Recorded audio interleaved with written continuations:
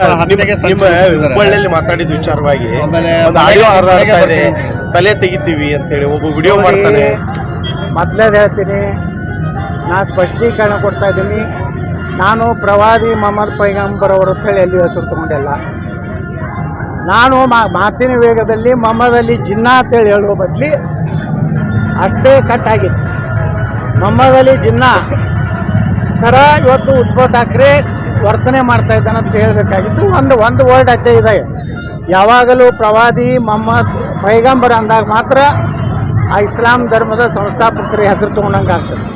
ಸುಮ್ಮನೆ ನಿಮ್ಗೆ ಅದು ಕಾಂಗ್ರೆಸ್ನವ್ರು ಬಿಟ್ಟರೆ ಬಿಜಾಪುರನಾಗ ಯಾರೂ ವಿರೋಧ ಮಾಡ್ತಾ ಇಲ್ಲ. ಇವರಿಗೆ ಕಾಂಗ್ರೆಸ್ನವ್ರಿಗೆ ಒಂದು ಇಶ್ಯೂ ಬೇಕಾಗಿತ್ತು, ಹತಾಶೆ ಆಗಿದ್ದಾರೆ. ಈ ಕಾರಣ ಏನು ಬಿಜಾಪುರದಲ್ಲಿ ಏನೂ ನಡೀತಾ ಇಲ್ಲ, ಗುಂಡಾಗಿರಿ ನಡೀತಾ ಇಲ್ಲ, ಹಪ್ತಾ ವಸೂಲಿ ನಡೀತಾ ಇಲ್ಲ. ಅದಕ್ಕೆ ಇದೊಂದು ನಾವು ಮಾಡ್ಕೊಂಡು ನಮ್ಮ ದೇವರಿಗೆ ಬೇದಾಡ್ತೇವೆ. ನಮ್ಮ ಹಿಂದೂ ಸಂಸ್ಕೃತಿ, ಹಿಂದೂ ಧರ್ಮದಲ್ಲಿ ನಾವು ಮತ್ತೊಬ್ಬರ ದೇವರನ್ನು ಹೇಳಿಸುವುದು ನಮ್ಮ ಧರ್ಮದ, ನಮ್ಮ ಸಮಾಜದಲ್ಲಿ ನಮ್ಮ ಹಿರಿಯರು, ನಮ್ಮ ಗುರು ಹಿರಿಯರು ಕಲಿಸಿಲ್ಲ. ಆದರೆ ಹಿಂದೂ ಧರ್ಮದಲ್ಲಿ ರಾಮ, ಕೃಷ್ಣ, ಲಕ್ಷ್ಮೀ, ಸರಸ್ವತಿಯನ್ನು ಅಪಮಾನ ಮಾಡೋರು ಯಾರು ವಿದೇಶನಾಗ?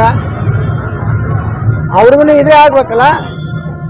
ಈ ರೀತಿ ಒಂದು ವ್ಯವಸ್ಥಿತವಾಗಿ ಸಚ್ಚು ಹಿಂದೂ ಏನು ಮಾತಾಡ್ತಾರೆ ಅವ್ರನ್ನ ಮುಗಿಸ್ಬೇಕನ್ನೋಂಥದ್ದು ಬರೀ ಅಲ್ಲಿಲ್ಲ. ನಮ್ಮಲ್ಲಿ ಕೆಲವೊಂದು ಜನ ಅದಾರೆ, ಅವರೆಲ್ಲ ರಾತ್ರಿ ಅವರಿಗೆಲ್ಲ ಸಪೋರ್ಟ್ ಮಾಡಿ ಅವ್ರ ಜೊತೆಗಿದ್ದಾರೆ. ಆದರೆ ಅವರು ಭಾಳ ಈಗಿರೋ ಒಂದು ಇಶ್ಯೂ ಸಿಕ್ಕಿದೆ, ಇದರಾಗೆ ಮುಗಿಸ್ಬಿಡೋಕೆ ಯತ್ನಾಳ್ತಾರೆ. ಯತ್ನಾಳ್ ಮುಗಿದಿಲ್ಲ. ಇಡೀ ಕರ್ನಾಟಕದ ಹಿಂದೂಗಳು ನನ್ನ ಜೊತೆಗಿದ್ದಾರೆ. ನೀವೇನಾರು ತಿಳ್ಕೊಂಡಿದ್ರೆ, ನೀವೇನಾರೇ ನನ್ನನ್ನು ಮುಗಿಸ್ಬೇಕಂದಿದ್ರೆ ಕರ್ನಾಟಕದಲ್ಲಿ ಬೆಂಕಿ ಹತ್ತದು. ಇದನ್ನು ಈಗಾಗಲೇ ಪೊಲೀಸ್ ಇಲಾಖೆದವರು ಭಾಳ ಸಂಪೂರ್ಣ ತನಿಖೆ ಮಾಡ್ತಾ ಇದ್ದಾರೆ. ಆ ತನಿಖೆ ಬರಲಿ, ಅದರೊಳಗೆ ಯಾರ್ಯಾರು ಅನ್ನೋದು ಹೊರಗೆ ಬರ್ತದೆ. ಇಲ್ಲಾಂದ್ರೆ ತನಿಖೆ ಮಾಡ್ಲಿಕ್ಕೆ ನಿಪಕ್ಷಪಾತವಾಗಿ ರಾಜ್ಯ ಸರ್ಕಾರಕ್ಕೆ ಹಾಕಿದ್ರೆ ಏನೇ ಕೊಡಲಿ. ಇದೇ ವಿಚಾರವಾಗಿ ವೇದಿಕೆ ಮೇಲೆ ಅದು ತನಿಖೆ ಮಾಡ್ಲಕತ್ತಾರ. ಶ್ರೀನಿವಾಸ್ ಅಂತೇನೋ ನಾನು ಕೇಳೀನಿ. ಅದು ಯಾಕೆ ಇಟ್ಕೊಂಡಿದ್ದ ಏನೂ ನನಗೆ ಗೊತ್ತಿಲ್ಲ. ಅದರ ಉದ್ದೇಶ ಏನಿತ್ತು ಗೊತ್ತಿಲ್ಲ. ಪೊಲೀಸರು ತಕ್ಷಣ ಅದನ್ನು ನೋಡಿ ಬಂಧಿಸ್ಯಾರ. ಅಲ್ಲೊಬ್ಬ ನಮ್ಮ ಹಿಂದೂ ಕಾರ್ಯಕರ್ತನೇ ಹಿಡಿದು ಬೆನ್ನಲ್ಲಿ ಇತ್ತು ಅಂತ ಹೇಳಿ ನನಗೂ ಗೊತ್ತಿಲ್ಲ. ನಾನು ಸ್ಟೇಜ್ ಇಳಿದು ಬಂದಾಗ ಫೇಸ್ಬುಕ್ನಾಗ ನೋಡಿದೆ. ಅಲ್ಲಿ ತನಕ ನನಗೇನೂ ಅದ್ರ ಬಗ್ಗೆ ನನ್ನ ಗಮನಕ್ಕೆ ಯಾರೂ ತಂದೆ ಇಲ್ಲ. ಸರ್, ಈಗ ನಿಮ್ಮ ಮನೆಗೆ ನುಗ್ತೀನಿ, ಅವ್ರ ಮನೆಗೆ ಹೋಗೋಣ, ಇಲ್ಲಿ ಈ ರೀತಿ ಅಂದರೆ ಒಂದು ರೀತಿ ಗಲಭೆ ಎಬ್ಸೋ ಯಾರು ಪ್ರೆಸ್ ಮೀಟ್ ಮಾಡ್ಯಾರಲ್ಲ ಇಲ್ಲಿ, ಅವರು ಎಲ್ಲರೂ ಅದ್ರ ಹಿಂದಿದ್ದಾರೆ. ಪತ್ರಿಕಾಗೋಷ್ಠಿ ಮಾಡಿ ಏನು ನನ್ನ ಧಮಕಿ ಕೊಡ್ಲಿಕ್ಕೆ ಪ್ರಯತ್ನ ಮಾಡ್ಯಾರಲ್ಲ, ಇಂಥ ದೊಡ್ಡ ಧಮಕಿಗಳಿಗೆ ನಾವು ಅಂಜು ಮಗ ಅಲ್ಲ.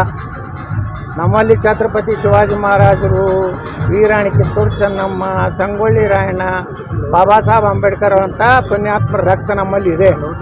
ನೀವೇನಾರು ಅದನ್ನು ಉಚ್ಚ ಪ್ರಯತ್ನ ಮಾಡಿದ್ರೆ ಅದು ಉತ್ತರ ಕೊಡುವಂಥದ್ದು ನಮ್ಮ ಇಡೀ ಸಮಾಜನೂ ತಯಾರಿದೆ. ಅದಕ್ಕೆ ನೀವೇನಾದ್ರು ಧಮಕಿ ಕೊಡ್ತಿರಲ್ಲ, ಯಾರಿಗಾರು ಕೊಡ್ರಿ, ಆದರೆ ಯತ್ನಾಳಿಗೆ ಕೊಡುವಂಥದ್ದು ನಿಮ್ಮ ಕಡೆಯಿಂದ ಆಗಲಾರ್ದು. ನೀವೇನಾರು ಮತ್ತೆ ಆ ಹುಚ್ಚು ಸಾಹಸಕ್ಕೆ ಬಿದ್ದರೆ ಭಾಳ ದೊಡ್ಡ ಬೆಲೆಯನ್ನು ತರಬೇಕಾಗ್ತದೆ. और नए न्यूज़ों के लिए देखते रहिए अपना चैनल TV22 न्यूज़। लाइक करें, शेयर करें, सब्सक्राइब करें और बेल आइकन बटन दबाना ना भूलें।